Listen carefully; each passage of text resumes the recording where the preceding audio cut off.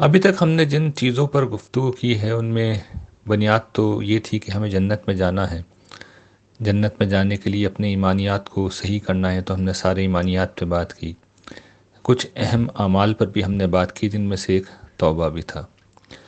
توبہ کا ایک اور پہلو بھی ہوتا ہے جب ہم اجتماعی طور پر توبہ کرتے ہیں، قومی طور پر اپنا احتساب کرتے ہیں، اپنی غلطیوں کا اعتراف کرتے ہیں۔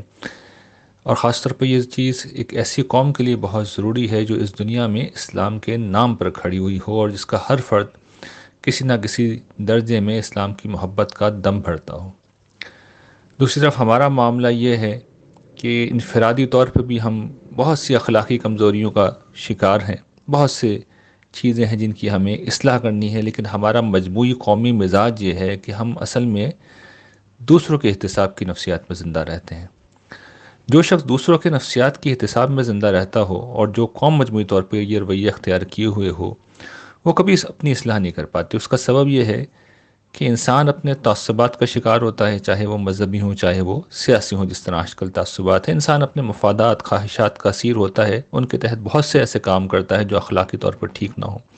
ہم یہ سارے کام کر رہے ہیں، یعنی قومی طور پر ہمارے یہاں اس پہ بھی کوئی شخص یقین سے نہیں کہہ سکتا کہ غذا اسے خالص مل رہی ہے، دوا اسے خالص مل رہی ہے۔ ہم میں سے ہر شخص کسی نہ کسی طرح انفرادی اجتماعی طور پہ حق تلفی کا مجرم ہوتا ہے، تعصبات کا شکار ہوتا ہے، چاہے وہ مذہبی ہوں چاہے وہ سیاسی ہوں چاہے وہ لسانی ہوں۔ ہم میں سے ہر شخص کا یہی معاملہ ہے، لیکن کبھی اپنی طرف نظر ہی نہیں جاتی۔ اپنے لیے ہم نے صرف جسٹیفیکیشن ڈھونڈی ہے، توجیہ، تعبیل، الاؤنس دینے کا اپنے آپ کو فیصلہ کر رکھا ہے۔ البتہ دوسروں کے معاملے میں ہماری آنکھ جو ہے وہ گویا کہ دوربین بن کے ان کا جائزہ لیتی ہے، اور یہ وہ نفسیات ہمارے رگوں پہ میں اس طرح سرایت کر گئی ہے کہ خدا کا کوئی بندہ اگر ہمیں صراحت کے ساتھ متعین طور پہ بتا رہا ہو کہ ہماری کیا غلطی ہے، تو ہم فوراً بجائے اس کے کہ اپنی غلطی مانیں، اس کا احتساب کرنے لگ جاتے ہیں، اس کے پیچھے لگ جاتے ہیں، اس پر الزام و بہتان لگانے لگتے ہیں۔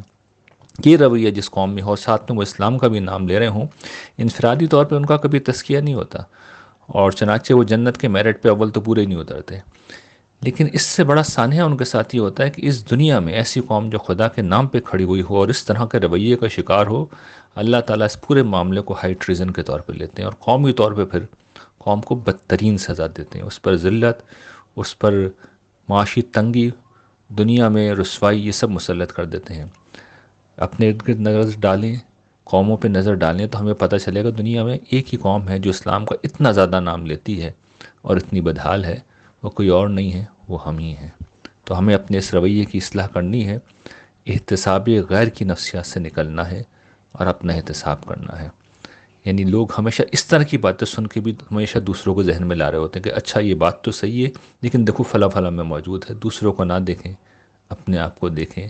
یہ کر لیں گے تو اللہ تعالیٰ کی رحمت بہت بڑی ہے۔ نہیں کریں گے تو ہمیں 75 برسوں سے جوتے پڑ رہے ہیں، ان کا سلسلہ مزید دراز ہوگا۔